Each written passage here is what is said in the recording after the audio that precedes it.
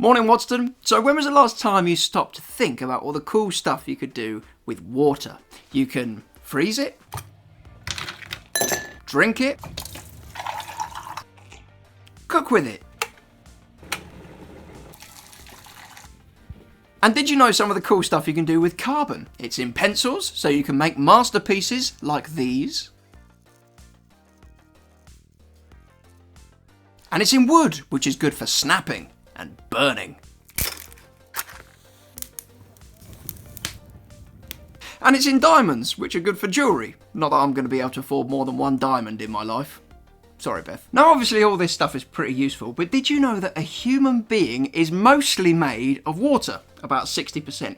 And did you know that after oxygen, carbon is the main element that we've got in our bodies? But if I was making a video right now about freezing, burning or drinking a human, you'd be pretty appalled. I mean, imagine the taste of a human smoothie. I mean, that would be disgusting, even if they'd showered first. But what's the deal anyway? I mean, we're just water and carbon and some other stuff. Like, no one's going to arrest me if I buy a wooden chair to sit on. Why can't I buy a human to sit on if I feel like it? Man, society is just so oppressive sometimes. And why can't I pick somebody to use as a human torch if I'm chilly? Emperor Nero did it. Why can't everybody just loosen up? But hang on a second before I get arrested for inciting human rights abuses. We just know it instinctively, don't we? It's nice to be nice to people, and so we're nice to them, and they're nice to us, and everyone's nice to everybody. That's wonderful. Works really well. Well, it works really well until being nice isn't convenient. Like, I was nice to somebody once, and him and his mates tried to chase me through their estate and smash me up. Let's get it! Boy, come back here! Don't try that at home. What I'm saying is, instinctively we can be nice, but instinctively, you might want to punch someone. You might even want to call them...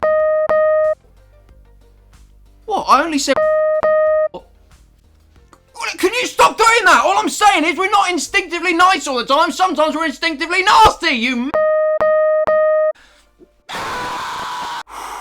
Sorry about that. So we know we're made of water and carbon and some other stuff, and we know that sometimes we don't want to be nice to people. So I'm just wondering aloud, why should we show other lumps of carbon and H2O dignity or respect if we really don't like them? I mean, I know they're the twin values that underpin your school and everything, but come on, who made that up? I mean, why not be occasionally underpinned by the twin values of, say, humiliation and character defamation? That's an interesting idea. Dear Mr.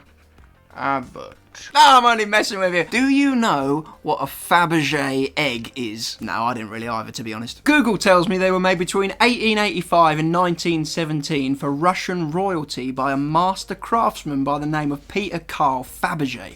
50 were made and 8 of them are still missing. One of them was actually the Rothschild egg. Hey look, check this out. It's got a cockerel in it, and it's actually a clock. And every hour the cockerel pops up the top, and it's all encrusted with diamonds, and it flaps its wings 4 times. How crazy is that? Anyway, a scrap metal dealer found it, and he didn't know what it was, so he was going to melt it down. And then somebody intervened, and it got sold at auction in November 2007 for 8.98 million quid. See, the scrap metal dealer saw it and he didn't understand the true worth of it because he only saw what it was made of. He didn't understand who it had been made by. When it was revealed who had made it and the history behind it, the worth of the item skyrocketed, and some Fabergé eggs today are worth 33 million quid. Remember, 8 of them are still missing, so I suggest at the end of the school day, you get looking. And we could look at each other and be absolutely right when we say that we're just made of carbon or hydrogen or water or whatever else, but there are 2 really good reasons why we don't burn or snap or melt each other, and it's not just because we don't feel like it. Now, the first reason is that there are not 50 versions of you. There is only one. There will only ever be one. That means you're not just rare,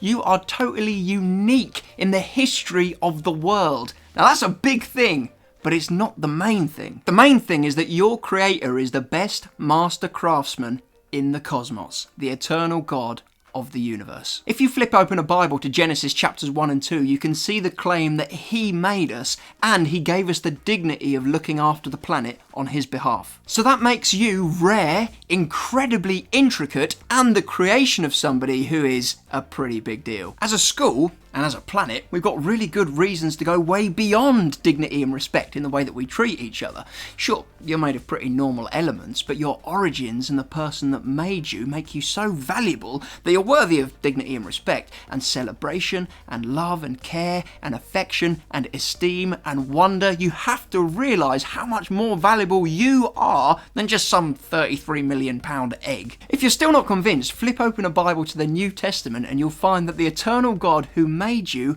loves you so much that he died for you to make sure that you could be in an eternal relationship with him forever. So yeah, try not to freeze, burn, or snap each other. The value of a human being is astronomically high. Don't let anybody tell you otherwise.